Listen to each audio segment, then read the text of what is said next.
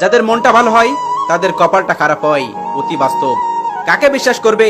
যাকে তুমি বাঁচানোর জন্য পাগল সে তোমায় মারার জন্য পাগল। যে মন খারাপ বোঝে না সে কখনো প্রিয় মানুষ হতে পারে না। অনেক প্রিয়জন ছেড়ে চলে গেছে, শুধু টাকার অভাবে ফেরাতে পারিনি।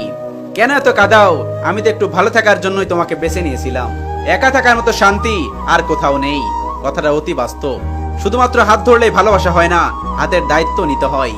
পরিবারের সব দায়িত্ব কাঁধে উঠে গেলে নিজের শখ বলতে আর কিছু থাকে না। কথাটা অতি বাস্তব। মনটা আমার ভীষণ খারাপ, কিন্তু পাশে থাকা মানুষটা বুঝতে পারে না। গুরুত্ব না দিলে তো পশু পাখিও পোষ মানে না, আর আমি তো সেখানে মানুষ। গুরুত্ব দিতে শেখো। ভালোবাসার মানুষ জীবনে বারবার আসে না, একবারই আসে। যে বোঝে সে গুরুত্ব দিয়ে সারা জীবন সুখে থাকে, আর যে গুরুত্ব দিতে বোঝে না সে সারা জীবন আফসোস করে। আল্লাহ আমার সাথেই আছে, এটা চিন্তা করে হাজার কষ্টের পরেও আমি হাসতে পারি। মানুষ জীবনে আসে, তারপর স্বপ্ন দেখায়, এরপরই বদলে যায়। রেখে যায় শুধুমাত্র অসংখ্য স্মৃতি। কেউ যদি আপনাকে অপশন মনে করে, তাহলে সবার আগে আপনার জীবন থেকে তার ক্যাপশনটা ডিলিট করে দিন। কারণ আমরা কোনো সফটওয়্যার না যে কারোর প্রয়োজনে কেউ ইনস্টল করলো, ব্যবহার করলো, প্রয়োজন শেষ আবার আনইনস্টল করে দিল। Mind it. দিন শেষে প্রত্যেকটা মানুষই একজন নির্দিষ্ট মানুষের অভাব বোধ করে।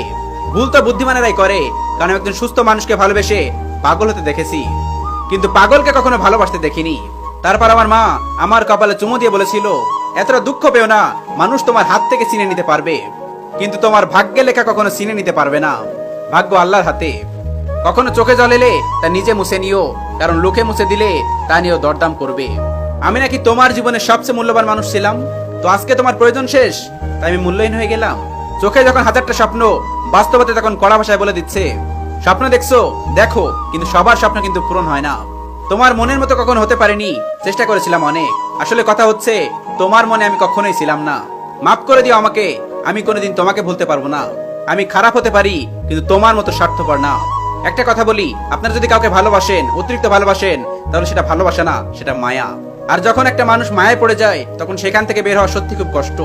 সত্যি এটাই, ভালোবাসলে ভোলা যায়, কিন্তু মায়ায় পড়লে কখনো ভোলা যায় না। প্রচুর মায়া ত্যাগ করতে হবে, আর নিজেকে প্রচুর ভালো রাখতে হবে।